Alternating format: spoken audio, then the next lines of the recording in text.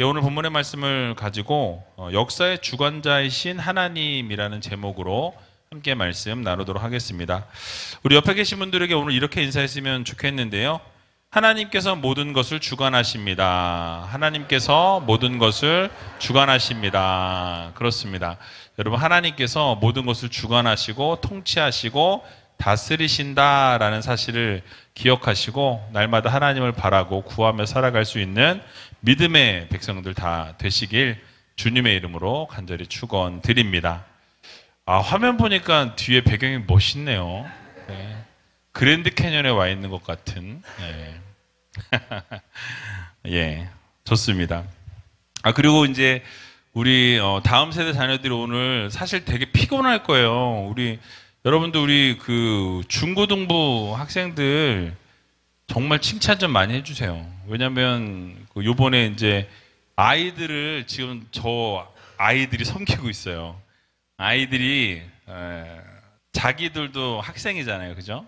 자기들도 학생인데 방학을 이용해서 우리 유치부, 초등부, 유년부 아이들을 성경학교를 위해서 본인들이 와서 섬기고 있어요.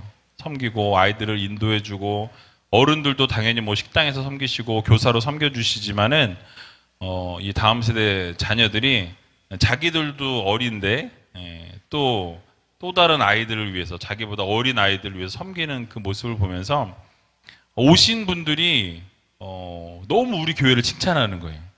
너무 분위기가 좋다. 그리고 이렇게 TA라 그래요. Teachers Assistant라고 해야 되나? 그래서 이렇게 아이들을 섬기는 중고등학생들은 이제 미국에서 그 TA라 그래서 성경학교 때 그렇게 아이들이 오거든요. 근데 아이들을 많이 봤지만 우리 교회 아이들처럼 이렇게 잘 섬기는 거 못 봤다라고 얘기하시더라고요. 식당에서 봉사하시는 분들과 함께 식당 아이들이 밥 먹을 수 있도록 쫙 깔아놓는데 아이들이 그걸 하고 있더라고요. 그래서 칭찬을 좀 많이 해주셨으면 좋겠습니다라고 이야기들을 하셔서가 아니라 원래 칭찬을 원래 하고 싶었어요. 그래서 우리 여기에 있는 우리 아이들, 우리 다음 세대 자녀들 한번 칭찬하는 마음으로 박수 한번 쳤으면 좋겠습니다.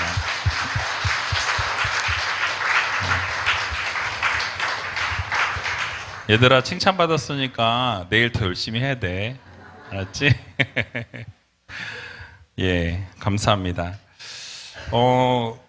어제부터 어쨌든 아이들 영어 성경 캠프가 시작이 되었습니다. 어제 시작이 되면서 인원이 정확한 인원은 제가 잘 모르겠는데 170명이 넘게 왔어요. 170명이 넘게 왔고 아이들의 모습이 처음에는 약간 좀 어색하기도 하고 뭐 이렇게 좀 뻘쭘한, 왜냐면 우리 교회 아닌 친구들도 좀 오고 이러다 보니까 그랬는데 어제 지나서 제가 어제 파이를 맞았어요. 파이 맞은 이렇게 케이크 있잖아요. 빡 얼굴에 맞아가지고. 근데 아이들한테 뭐가 제일 재밌었냐 그랬더니 목사님 케이크 맞는 거 제일 재밌었다고 얘기하더라고요. 근데 어쨌든 내일도 아마 제가 알기로는 있습니다. 오늘은 정승민 목사님께서 케이크를 맞았고요. 내일은 아마 여러 명이 맞을 것 같아요. 그래서 근데 그 아이들이 그 모습을 보면서 행복해 하는 걸 보니까 참 좋았던 것 같아요. 그래서 어쨌든 교회에 이렇게 귀한 손님들이 오셔서 그분들도 행복하고 그분들도 은혜를 받고 또 우리 아이들도 또 그것으로 인해서 행복해하고 정말 이 귀하다 생각이 되는 것은 이 아이들이 노는 그 게임을 하고 게임으로 마음을 확 오픈을 해놓고 열어놓은 다음에 거기에 말씀을 탁 심어주니까 이 게임하고 말씀이 같이 가니까 아이들이 그걸 탁 받아들이는 거예요. 그래서 오늘 예수님을 영접시켰는데 정말 많은 애들이 영접했어요. 인원은 세보지 않았지만 예수님을 믿기로 작정하고 예수님을 주님으로 믿기로 한 친구들 나와서 기도받으라고 했는데 제가 기도해준 아이들은 어쨌든 10명이 넘었습니다. 그래서 뭐 목사님들 한 10분 가까이 6분, 8분이었나? 같이 부장님들까지 해서 8분, 10분 가까이 기도해 주셨는데 많은 아이들이 와서 기도받았어요. 그래서 이 아이들이 우리 교회 미래가 될 수 있도록 기도해 주시고 정말 행복하고 재미있는 성경학교가 마무리될 수 있도록 이제 내일이 마지막입니다. 그리고 이제 내일 끝나고 나면 아마 두 분은 여자분 두 분들은 바로 미국에 가서 사역하시고 또 필리핀 가서 사역하셔야 되기 때문에 내일 바로 나가시고 이제 남자분 두 분은 이제 미국 가시는데 월요일 날인가 화요일 날 출국하세요. 그래서 위에서 기도해 주시고 있으시는 이틀 동안 이제 또 교회에서도 섬겨 드리고 구경도 좀 시켜 드리고 하려고 하는데 위에서 좀 기도해 주시면 좋겠습니다. 어쨌든 그래서 좋은 시간, 좋은 추억을 가지고 또 가셔야 나중에 또 교회에서 초청했을 때 기쁜 마음으로 올 수 있지 않을까. 오늘 또 그런 얘기를 하다 보니까 그 에픽 코리아를 좀 해보는 게 어떨까. 그런데 뭐 그런 얘기가 나오고 그러면서 우리 교회를 거점 교회로 했으면 좋겠다 뭐 이런 얘기도 하시고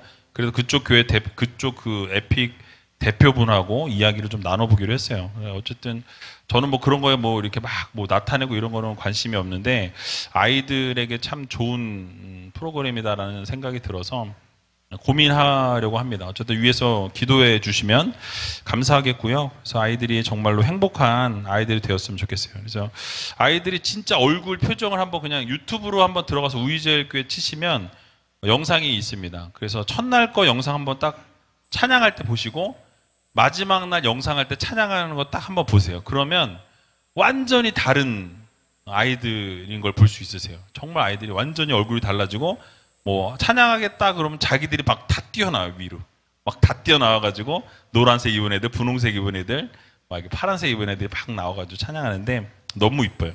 한번 보시면 좋을 것 같습니다. 자, 서론이 길었는데요. 리딩 지저스 지금 15주 차입니다. 지금 요번 주가 15주 차라서 읽으신 분들 아시겠지만 에스라, 느헤미야, 에스더 이렇게 세 말씀을 함께 읽었는데요. 그 중에 오늘은 에스라 말씀과 느헤미야 말씀 잠깐 나누고 주일날은 에스더에 대해서 말씀을 좀 나누는 시간 갖도록 하겠습니다. 자, 오늘 본문 보게 되면은 에스라 1장 1절에 이렇게 시작하는데요. 같이 한번 읽어보도록 하겠습니다. 바사왕 고레스 원년에 여호와께서 예레미야의 입으로 하신 말씀을 응하게 하시려고 바사왕 고레스의 마음을 감동시키심에 저가 온 나라에 공포도 하고 조서도 내려 가로되. 아멘. 자, 1절을 보게 되니까 하나님께서 어떻게 하셨대요? 바사왕 고레스를 뭐 하셨더라? 감동시키셨다라고 말씀합니다. 마음을 움직이게 하셨다라는 말씀이죠. 그래서 이 바사왕 고레스를 이 즉위한 그 원년에 어떤 마음을 주셨냐면은 이스라엘인들이 포로로 잡혀와 있는 그 상황에서 그들이 포로에서 풀려날 수 있도록 풀어준 거예요. 그렇게 마음을 하나님이 감동시키셨다라고 지금 말씀하고 있는 것이죠. 뿐만 아니라 예루살렘의 성전을 재건할 수 있도록 아예 조서를 꾸며가지고 그것을 반포한 거예요. 그래서 이스라엘 백성들을 포로에서 풀어줬을 뿐만 아니라 너희 나라로 돌아가서 성전을 재건해라. 이것에 대한 부분들 다 지지해주고 다 후원하겠다. 서포트하겠다라는 것을 공포했다라는 거예요. 그리고 그것을 조서로 만들어서 다 알리고 뭐 벽에다 붙이고 각 나라에 있는 그 지방에 있는 곳마다 붙였다라고 생각하시면 될 것 같습니다. 자, 고레스의 이런 조치는요, 역사에서 정말 찾아보기가 어렵고 힘든 그런 놀라운 조치였다라는 거죠. 고레스가 바사 제국을 건설하기 이전에 두 제국이었던 이 아수르하고 바벨론의 통치자들을 보게 되면 정복한 나라, 그러니까 피정복지죠. 피정복지자들에 대해서 이런 조치를 했던 나라가 없었어요. 어떻게 그들은 조치를 했냐면 강제 이주를 시켰습니다. 그래서 사람들을 다른 데로 옮겨가지고 그 자리에 두지 아니고 강제로 옮겨서 자기네 마음대로 살지 못하도록 불편하게 만들었다라는 거죠. 그리고 다른 민족으로 옮기고 나면 거기에 있는 사람들하고 결혼을 시켰어요. 그래서 민족과 민족이 다른 민족인데 이주 정책을 사용한 다음에 거기에 있는 사람들하고 결혼하게 만들면서 정착을 시킨 거죠. 민족 혼합 정책을 시행했습니다. 그러니까 그렇게 하면서 이렇게 했던 이유는 뭐냐면 피정복자들, 그러니까 정복을 당한 사람들로부터 반란을 일으키지 못하도록 하기 위해서 이런 조치를 취했다라는 거죠. 왜냐하면 자기들이 편한 곳에 있고 자기네 우리나라 말로 나우바리라 그러나요? 내 나우바리에 있으면 어때요? 자기 마음대로 좀 하려고 하잖아요. 근데 그것들이 아니라 강제로 이주를 시키고 또 그곳에서 결혼을 시켜버리면 마음대로 움직이지 못하고 마음대로 좀 하기가 힘들게 된다라는 거죠. 그리고 민족이 혼합되어지면 어떻게 됩니까? 힘을 잃게 된다라는 거예요. 이런 정책을 다 사용했는데 이런 두 제국의 통치와는 다르게 이 고레스 왕은 그렇게 하지 않았다라는 거죠. 피정복민들에게 어떻게 했냐면 정치적인 자유를 주었고 종교적인 자유를 주는 것을 보게 됩니다. 근데 그렇게 종교적 자유와 정치적인 자유를 시행하면서 피정복자들로 하여금 어떠한 정책이냐면 스스로가 그냥 어떻게 해요? 따르게끔. 저 고레스 왕은 너무너무 우리에게 잘해줘. 우리에게 너무너무 대단한 왕이야. 이런 마음이 들게 해가지고 자발적으로 그 제국에 충성하도록 만들었다라는 사실입니다. 그래서 이스라엘 자손들의 포로 기환 정책이나 성전에 대한 이 건축에 대한 허가를 이렇게 내려지게 된 것 역시 무엇입니까? 그들의 마음을 사고 저절로 그들의 마음을 사게 되니까 그들이 충성하게 되는 그런 정책을 펼쳤다라는 사실이죠. 그러니까 여러분 이러한 정책이 세상적인 관점으로 보게 되면 이 고레스가 이런 정책을 그냥 시행했기 때문이다라고 우리는 생각해 볼 수 있습니다. 그런데 사실은 오늘 1절에 보니까 조금 전에 말씀드렸던 것처럼 뭐라고 말씀하고 있습니까? 여호와께서 예레미야의 입으로 하신 말씀을 어떻게 하시려고? 응하게 하시려고라고 말씀합니다. 그래서 하나님의 말씀이 응해지기 위해서 말씀을 하신 것이 그대로 이루어지게 하기 위해서 바사왕 고레스의 마음을 감동시키셨다라고 성경은 말씀하고 있는 것이죠. 그러니까 하나님의 말씀이 그대로 응하게 하기 위해서 이 바사 왕이었던 고레스 왕의 마음을 감동시키신 거예요. 그래서 이스라엘 백성들이 돌아가게 하시고 또 그렇게 포로로 귀환하게 하셨을 뿐만 아니라 성전도 건축할 수 있도록 지원하게끔 그렇게 모든 정책을 만들어 주셨다는 거죠. 그런 마음을 주신 게 누구라고요? 하나님께서 그런 마음을 주셨다. 그렇게 감동케 하셨다라고 성경은 말씀하고 있는 것입니다. 고레스가 결국 이 포로들의 귀환을 허락한 것과 성전을 짓도록 허가하는 그 칙령이 내린 것은 하나님이 그것을 감동케 하시고 움직이게 하셨다라는 거죠. 고레스가 이전 두 제국의 통치자들과 달리 피정복자들로 하여금 관용 정책을 취하게 된 것이 결국 무엇 때문에? 하나님이 그 마음을 움직이시고 그 마음을 감동케 하셔서 이런 일들이, 이런 정책이 나오게 되었다라는 것을 우리들에게 교훈해 주고 있는 말씀입니다. 여러분, 고레스는 분명히 자신의 정치적인 판단에 따라서 피정복자들에 대한 관용 정책을 베풀었지만, 그런데 사실은 그 안에서 움직이신 분이 누구였냐? 누구요? 하나님이시라는 거예요. 그 모든 것을 하나님이 움직이셔서 그 마음을 감동시키시고, 그렇게 감동시키심으로 이런 정책을 펼쳐나갈 수 있도록 하나님이 인도하셨다라고 성경이 우리들에게 말씀해 주고 있는 것입니다. 근데 이렇게 말하면 목사님 너무 끼워 맞춘 거 아닙니까? 뭐 솔직히 그렇게 말을 해서 끼워 맞출 수 있는 거 아닙니까? 라고 말할 수 있죠. 그래서 여러분들이 생각할 때 또 목사니까 제가 그렇게 목사님이 끼워 맞춰서 얘기하고 설교할 수 있는 거 아닙니까? 원래 그런 거 아닌데 그런 정책을 펼치도록 하나님이 이렇게 하셨다라고 말하는 거 아닙니까? 라고 생각할 수 있다는 거죠. 근데 이 고레스가 역사의 무대에 등장하기 이전에 이미 고레스가 이렇게 할 것이라고, 이런 일들이 일어날 것이라고 약 160년 전에 이사야 선지자를 통해서 하나님이 이미 말씀하셨어요. 이 일에 대해서 이미 하나님이 선포하셨고 160년이 지난 이후에 이 일들이 실제로 일어나게 되었다라고 한다면 하나님이 감동시키셨다라는 것이 내 말이 아니라 우리의 그냥 자의적 해석이 아니라 하나님의 말씀이라는 것을 우리가 알게 된다라는 거예요. 그거를 증거해 드릴게요. 그래서 이사야 44장 28절 말씀과 45장 1절에서 3절 말씀을 보게 되면 이사야가 이미 160년 전에 이 말을 했어요. 같이 한번 읽어보도록 하겠습니다. 고레스에 대하여는 이르기를 그는 나의 목자라 나의 모든 기쁨을 성취하리라 하며 예루살렘에 대하여는 이르기를 중건되리라 하며 성전에 대하여는 이르기를 내 기초가 세움이 되리라 하는 자니라. 나 여호와는 나의 기름 받은 고레스의 오른손을 잡고 열국으로 그 앞에 항복하게 하며 열왕의 허리를 풀며 성문을 그 앞에 열어서 닫지 못하게 하리라. 내가 고레스에게 이르기를 내가 내 앞서 가서 험한 곳을 평탄케 하며 논문을 쳐서 부수며 쇠빗장을 꺾고 내게 흑암 중에 보아와 은밀한 곳에 숨은 재물을 주어서 너로 너를 지명하여 부른 자가 나 여호와 이스라엘의 하나님인 줄 알게 하리라. 아멘. 여러분 지금 뭐라고 말씀하고 있어요? 하나님이 놀라운 말씀을 주고 계신 거예요. 고레스가 지금 원래 여러분 믿음의 사람입니까? 아니에요. 이방의 왕이었습니다. 그런데 이방의 왕을 나의 목자라고 하나님은 부르십니다. 그리고 고레스를 통해서 이스라엘 백성들이 돌아오게 하시고 돌아오게 하실 뿐만 아니라 그 성전도 재건하게 하시겠다라고 하나님이 분명히 말씀하고 계신다라는 거예요. 그러면서 뭐라고 말씀합니까? 내가 너를 지명하여 불렀다라고 말씀하고 있어요. 누구를? 고레스를 하나님이 부르셨어요. 이 말씀이 기록된 시점이 언제냐? 바로 160년 전이라는 거예요.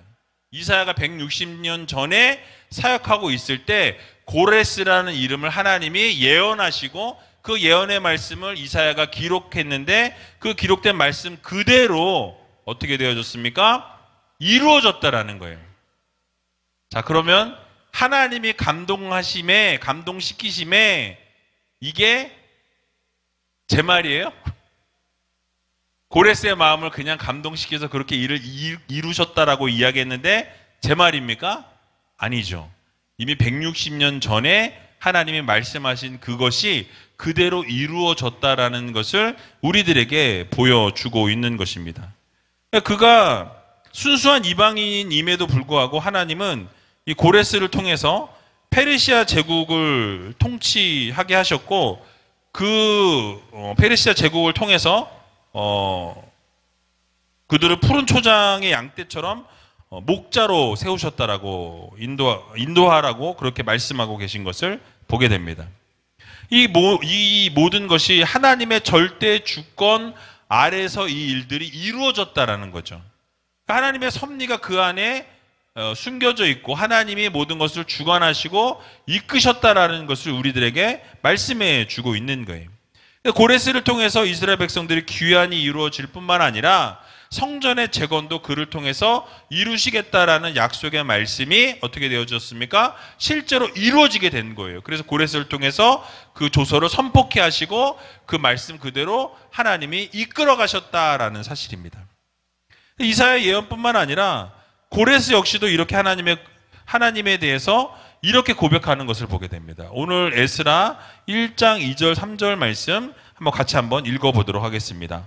바사왕 고레스는 말하노니 하늘의 신 여호와께서 세상 만국으로 내게 주셨고 나를 명하사 유다 예루살렘에 전을 건축하라 하셨나니 이스라엘의 하나님은 참 신이시라. 너희 중에 무릇 그 백성된 자는 다 유다 예루살렘으로 올라가서 거기 있는 여호와의 전을 건축하라. 너희 하나님이 함께 하시기를 원하노라. 아멘. 여러분 지금 읽은 이 2절과 3절의 말씀은 믿는 사람이 선포한 게 아니에요.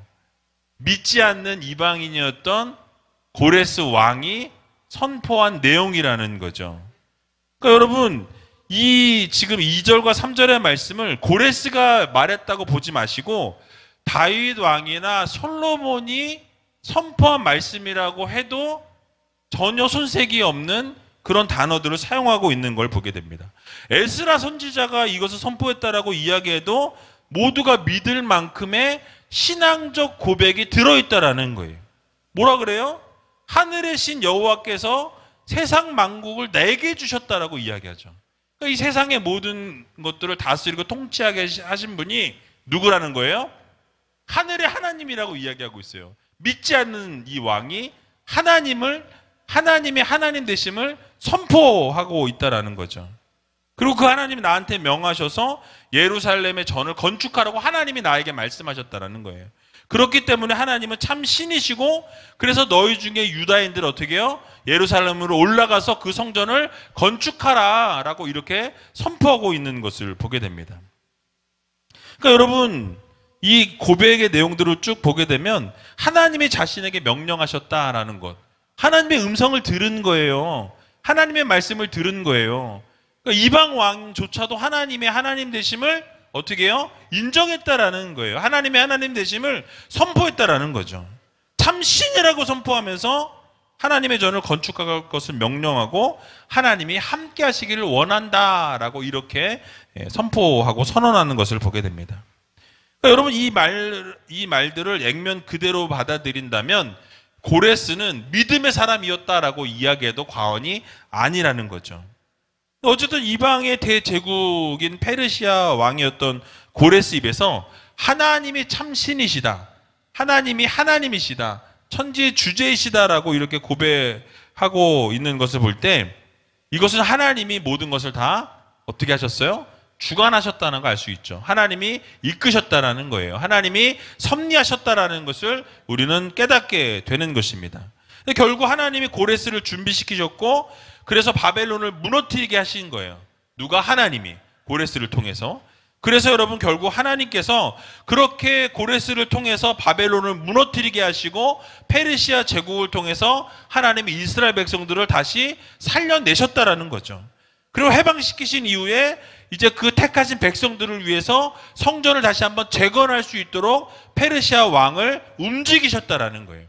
그러니까 하나님께서는 하나님의 백성들만 움직이시는 하나님이 아니라 믿지 않는 이방인조차도 하나님이 들어서 사용하시고 하나님이 패하시기도 하시고 하나님이 역사하셔서 모든 것을 주관하시는 하나님이시라는 사실을 여러분 모두 믿으시기 바랍니다.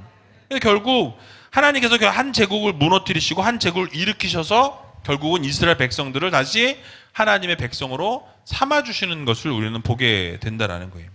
여러분, 이것을 통해서 역사의 흐름을 통해 얻게 되는 교훈이 무엇입니까? 이 세상 역사는 철저하게 누구에 의해서? 하나님에 의해서 움직여진다라는 것을 우리들에게 말씀해 주고 있는 것이죠. 잊지 말아야 될 것이 무엇입니까? 결국 이 세상 모든 것을, 모든 만물을 하나님이 주관하시고 섭리하시고 다스리시고 이끌어 가신다는 사실을 여러분 모두 믿으시기 바랍니다.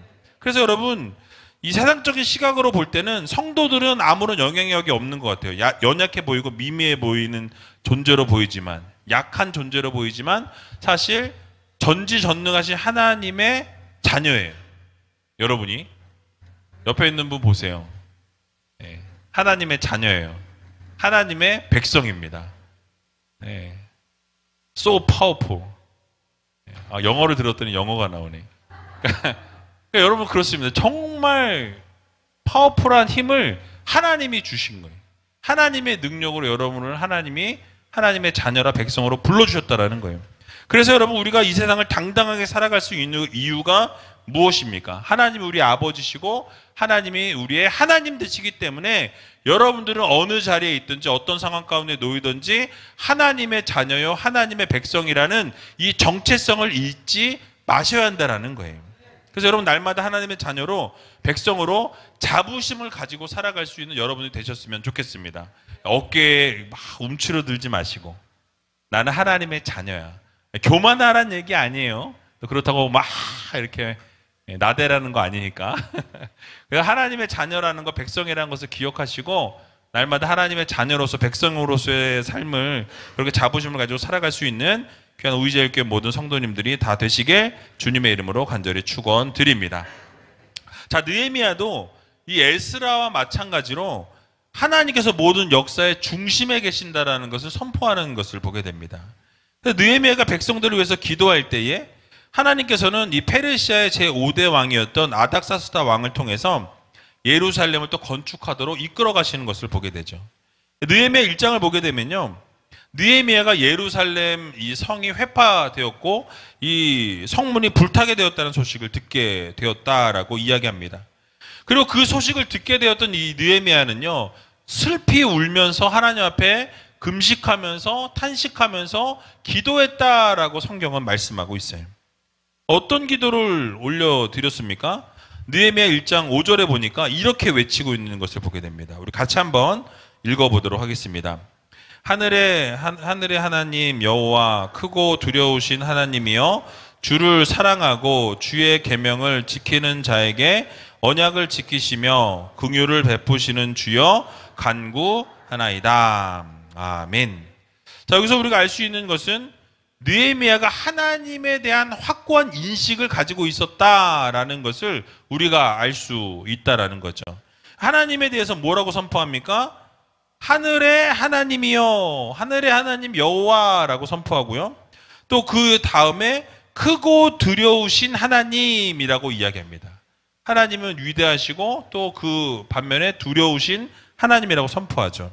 또 주를 사랑하고 주의 계명을 지키는 자에게는 언약을 지키시고 긍휼을 베푸시는 하나님이다라고 이렇게 선포하고 있습니다. 그러니까 하나님에 대한 인식이 너무나도 명확하고 정확한 그런 사람이 바로 느헤미야였다라는 거죠. 하고 있다라는 사실이. 그리고 나서 크고 두려우신 하나님이라고 있다라는 사실이. 그리고 나서 크고 두려우신 하나님이라고 이야기하죠. 그러니까 모든 사람들로부터 경배의 대상이 되셔야 될, 찬양 받으시기에 합당하신 하나님이시다라고 이야기하죠. 또 범죄한 자들에게는 어떤 하나님입니까? 두려워하는 심판주 하나님이에요.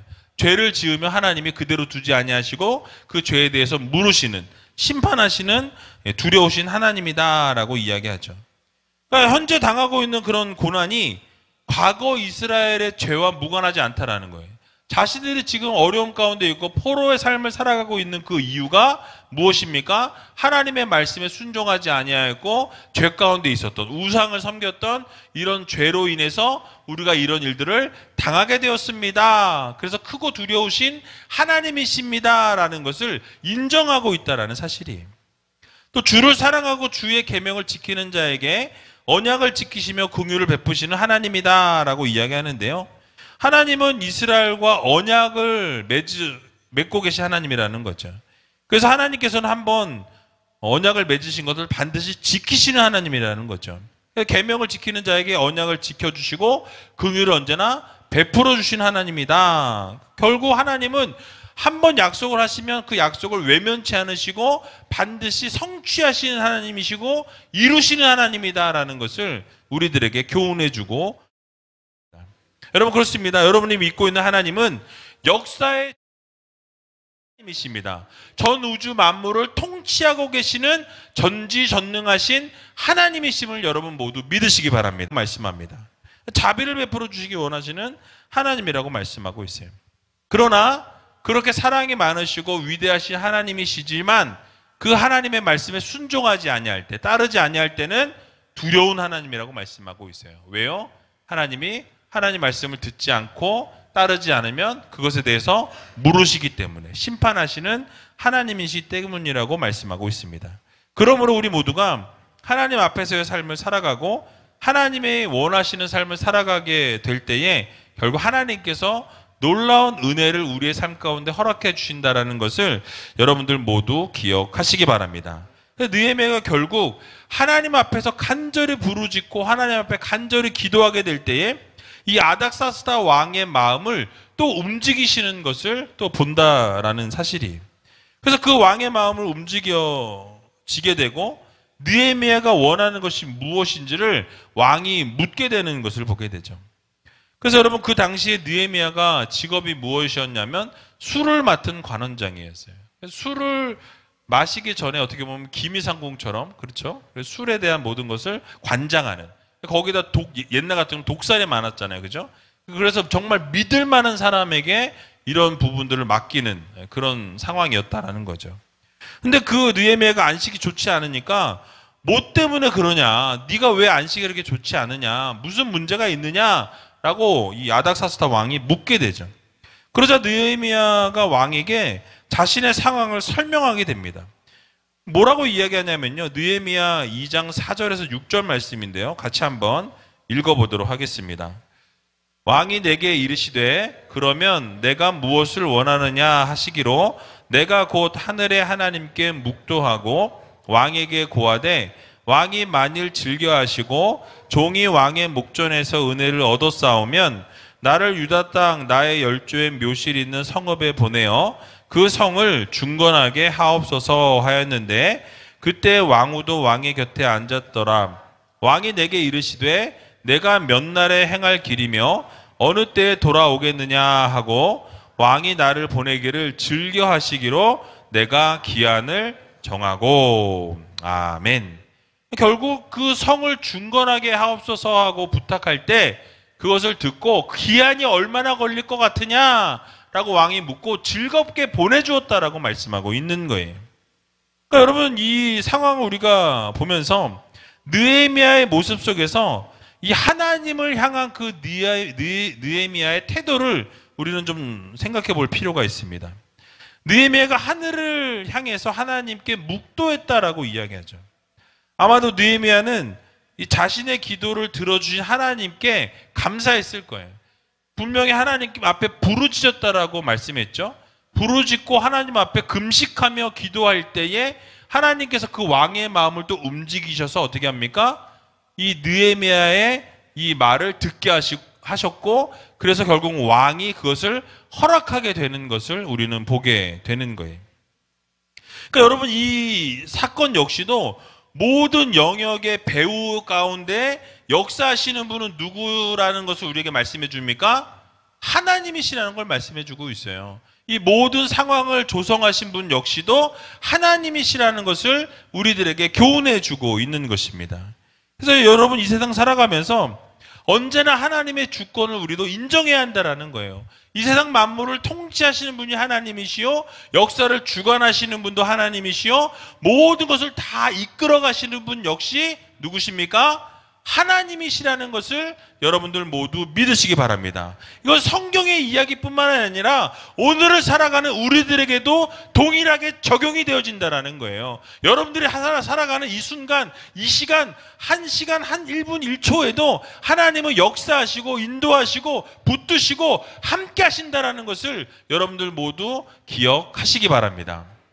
제가 이것만 말씀드리고 마칠게요.